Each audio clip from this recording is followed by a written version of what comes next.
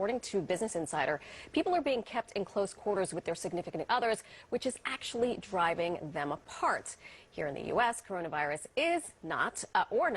This is the season of divorce, believe it or not. January through March are the months when it's most common for couples to split.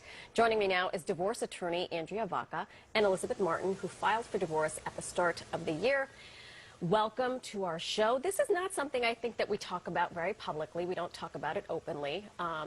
Everyone that works here knows that I have been divorced, and I was saying that I wish I had met you 10 years ago. But talk to me first about what the 3 biggest months to file for divorce. I never considered that there is an actual season. There is a season for divorce, and the beginning of the year, January, February, March, is a very popular time, primarily because people just need to get through the holidays. They don't want to mix up their family. They don't want to upset the kids. They want to be happy. They don't want their relatives and extended family to think that they're not together. So they get through the holidays, and then when they're on the other side of it, their finances are a little more stable, they've paid off their bills, and they can really look forward to what they have and how they're going to separate. So even swallowing all of your emotions and waiting till March, I mean, I can't imagine and this poor woman, I'm going to get to you in a bit, waiting from Christmas or Hanukkah to March. That seems like a lifetime.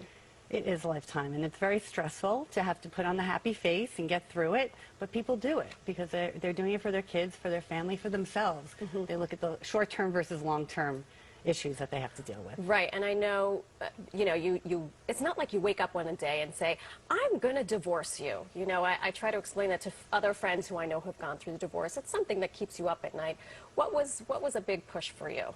Well, it was a hard decision because I have 2 young kids, and the big decision was that I guess we had differences in opinions of things. We talked about separation prior to the New Year, stayed together for the holidays to keep it together for the kids. And yeah, the big push was to separate because of our differences in opinions. And we